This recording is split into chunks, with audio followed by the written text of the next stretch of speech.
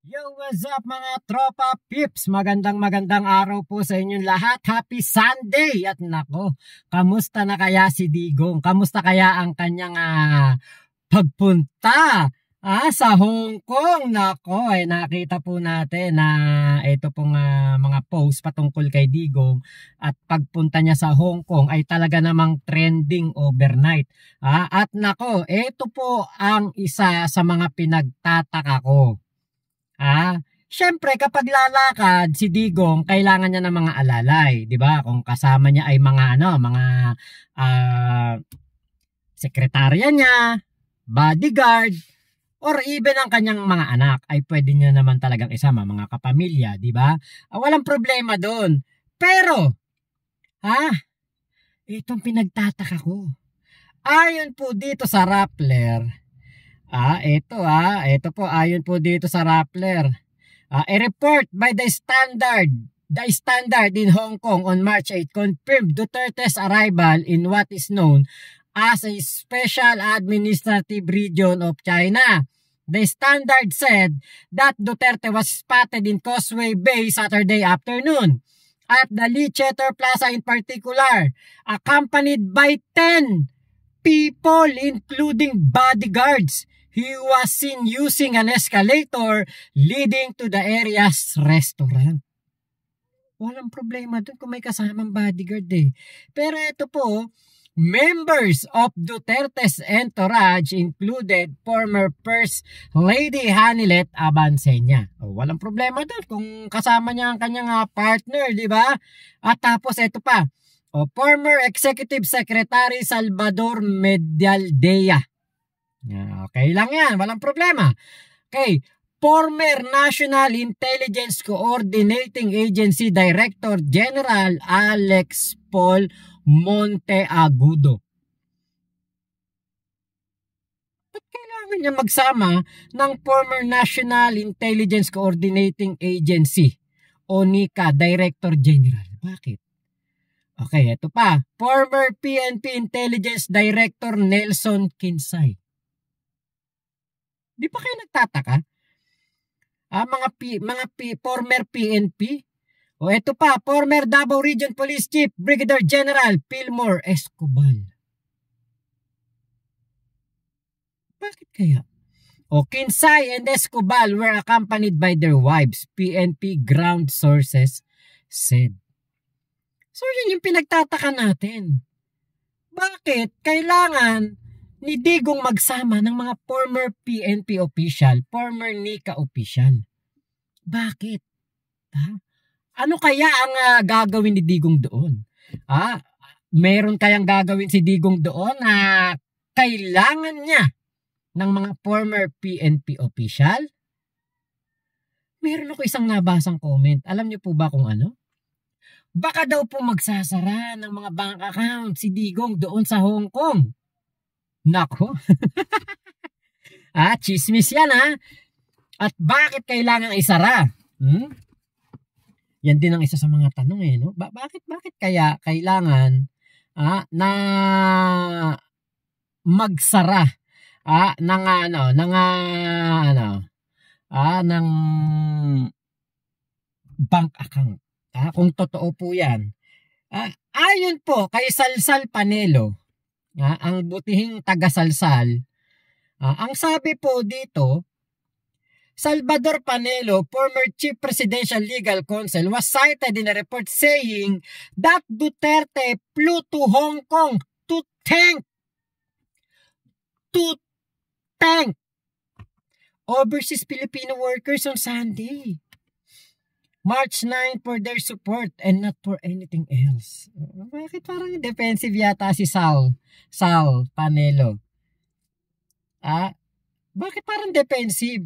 Magte-thank you ka lang sa mga OFW. Kasama mo pa ang mga former NICA official at former PNP official. Bakit? Ba't kailangan? Diba? Nako, ito nga po yung mga espekulasyon baka daw magsasara ng kanilang mga bank accounts dahil nga po, nasisilip po ngayon ang mga tagong yaman ng mga Duterte dahil na rin po sa impeachment trial na kinakaharap nitong si Sara Duterte. At ayon na rin nga daw po, sa mga taga NAIA at sa mga nakakita po sa NAIA, sumunod din po itong si Sara Duterte. Doon po, sa Hong Kong. Parang parang family trip talaga to. Diba? Yun mapapaisip ka eh. Bakit sila ngayon parang nagkukumarat na pumunta po ng Hong Kong? Hindi kaya dahil sa pagka-delay ni Senator Chis Escudero dito po sa impeachment trial, ay may mga pagkakataon na po sila ngayon na malinis ang kanilang mga kalat. Malinis ang mga ebidensya, mabura ang mga makikita pa ng prosecution o ng prosecutors na maghihiring dito sa impeachment trial na ito. Alam po natin na ang Hong Kong po ay special administrative region po yan ng China.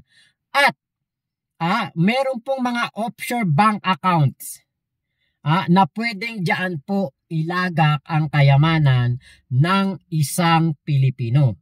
Pwede yan. Anywhere in the world, pwede kang magtago ng pera. Diba? Naku, yan ang tanong ngayon. Yan na kaya ang dahilan. Kaya po, biglaang pumunta si Digong doon sa Hong Kong at 10 oras pa ng gabi. Pumunta ng Hong Kong. Sayang, hindi kami nagkita doon sa Hong Kong kasi nung pong March 5 ay umuwi na po kami from Macau. March 1 to 5 ay nag-Hong Kong, China, then Macau po kami. Diba? Baka ito na po ang dahilan. Kaya po sila ay mga nagkukumarat na pumunta po ng Hong Kong para po linisin ang kalat. Kasi kung ikaw ay magpapasalamat lamang sa mga OFW na naka-off day ngayong linggo doon po sa Hong Kong, ba't kailangan mo pang isama itong mga former NICA at former PNP official? Bakit kailangan sumunod ni Sara Duterte? May nakita akong post, mga vlogger papunta po ng Hong Kong. Nakita ko post, Pero di ba pumunta sila ng Hong Kong? At parang alam niyo yung tahimik sila sa kanilang mga galaw, hindi po nila pinag-iingay. Pinost nila kung kailan nandoon na po sila sa Hong Kong. Diba mapapaisip ka anong sinisikreto? Anong iniingatan? Anong iniiwasan para hindi malaman ng taong bayan kung ano ang dahilan sa pagpunta nila sa Hong Kong? Diba mapapatanong ka may daw? May rally daw po doon sa sa Hong Kong. Naku po. Bakit kaya? Ngayon, kung ito pong kanilang pag-alis din ay para maka-eska po sa lumabas na ICC warrant, ayon po dito sa Rappler, 2 weeks ago, there had been word that a warrant was forthcoming and that the Philippine National Police had to put in place an arrest plan. That information had apparently been leaked to the Duterte camp, whether deliberately or not is unclear. So yan, nakarating na sa mga Duterte na mayroon na pong warrant of arrest si Digong para sa kanyang kasong crime to humanity, crime of humanity ba yan na kaso sa ICC dahil po sa kanyang ginawa noon sa EJK, panahon ng kanyang panunungkulan. Kaya po siguro talagang nagkukumarat si Digong. Ang tanong, eto abangan natin kung uuwi pa si Digong. Kasi itong si Digong, pwede na itong pumunta ng China. Pwede na itong magtago doon sa sa mga probinsya ng China na hindi na siya makikita. Another source had said action will take place at Camp Crame and that the PNP will be expect to play a major role. Dahil ang PNP po ang gagawa ng paghuli. One indication that the arrest warrant was coming according to a source who was privy to the information was that appeared to be consolidation of witnesses at The Hague. The source refused to elaborate. Alam niyo po, meron po kasing isang hindi na, kumbaga meron tayong hindi napansin eh. Meron pong nangyari nitong mga nakarang taon, na lalo pong nakapagpatibay sa kaso ni Digong. Lalong nakapagpatibay po sa kaso ni Digong at lalo po siyang napasama. Lalo pong naging matibay. Kumbaga lalo pong tumibay ang ebidensya na etong si Digong ay talagang meron pong kasalanan sa nangyari sa EJK. Meron po. Ito yun papanood ko sa inyo Okay, hindi natin maklik yung link. Okay, eto. Meron po kasi ako nakitang post na sa FB na ito po yung lalong naging dahilan kung bakit po etong si Digong, ayan, ito. The former president. Ito. Okay, balik natin. Going back to your statement that you are taking full legal responsibility to all the victims of war on drugs, both legal and illegal. It is my humble submission, Mr. Chair, that the former president can be considered liable for all these crimes under the theory of conspiracy by being a principal by inducement. I wish to manifest, Mr. Chair, that without the order, without the reward, these police operatives should not have resulted to killing a huge number of victims of war on drugs. Beg to disagree with your premise, ma'am. I understand, Mr. President, but that is a manifestation. Yes, but Thank you, a Mr. police is President. supposed to do his duty. He goes to school for 2 years. He received instructions to how to go about his duty. And we have to give the presumption of regularity. That's a principle of law. Thank you, Mr. President. Pag every time na may ginawa kaya in your favor is a principle of regularity, Presumption in the of regularity of duty. of performance of official duty, Mr. President. Thank you for your enlightenment.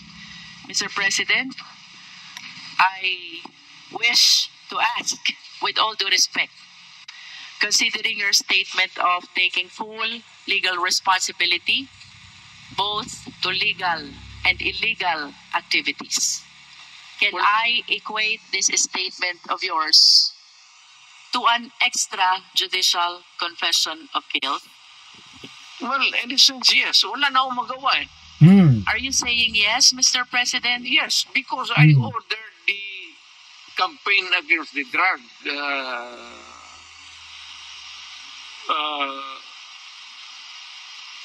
syndicate. At kung anong ginawa nila, whether illegal or not, it was ako ang nag-utos. In that sense, I take that responsibility of their actions. Wala akong magawa eh. Commander ako, nag-utos ako. Puntahan ninyo yan. Just like a commander, or not a military, police, iutusan mo. Pag may nangyari dyan, magkabulyaso, whether right or wrong, iyo yan. Iyo talaga yan. Kung hindi ka na bubo na mayor, hindi mo iwanan yung tao na inutusan mo. Unless yung pumunta doon, inutusan mo mag-operate ng illegal gambling or mga droga, tapos nag-rape, kung anong ginagawa na kabalastugan, ako na mismo ang papatay, hindi na kailangan na hintayin mo pa. Mr. President, earlier, you conformed to my statement that I can equate your statement of taking full legal responsibility as an extrajudicial confession of guilt? You said yes to that. Yeah. And No, I'm just reiterating the question, Mr. President. It's not about guilt or a wrong.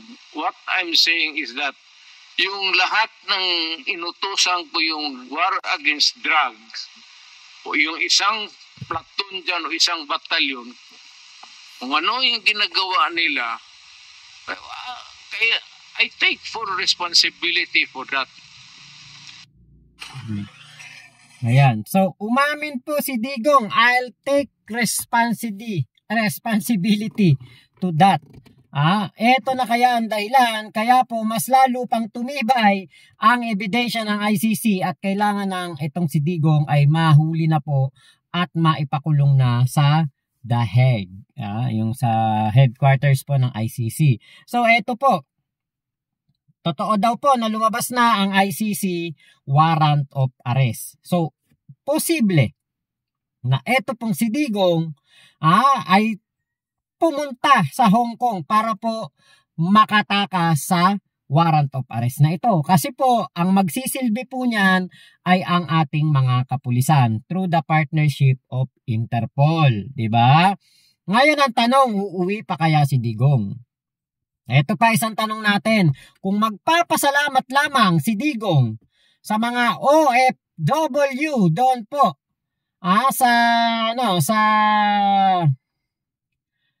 doon po sa Hong Kong, bakit kailangan pa niyang magsama ng mga former NICA official at former PNP officials?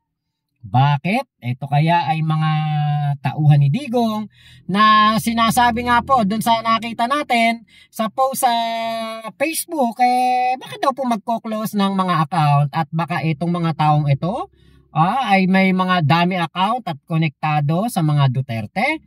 Tayo po'y nagtatanong lamang at kailangan po nating malaman ang katotohanan. Kasi katakataka naman po yung sinabi ni Sal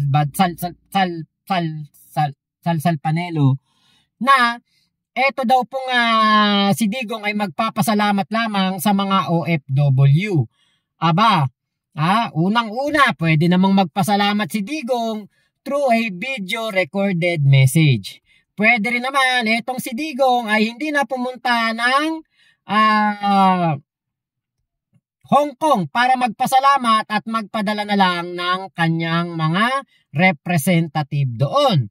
Pwede rin naman na si Digong ay hindi na rin bumiyahe papuntang Hong Kong at ang kanyang mga anak na lamang ang magpasalamat sa suporta ng mga OFW doon. Diba? Pwede naman ganun pero bakit napaka-special ng pagpunta na ito ni Digong sa Hong Kong kasama pa ang kanyang mga ex-NICA at ex-PNP officials. Tapos, sumunod agad-agad ang ating vice-presidente na naharap po sa impeachment complaint. Ang tanong, uuwi pa kaya ang mga taong ito? Abangan po natin ang kanilang mga pag-uwi.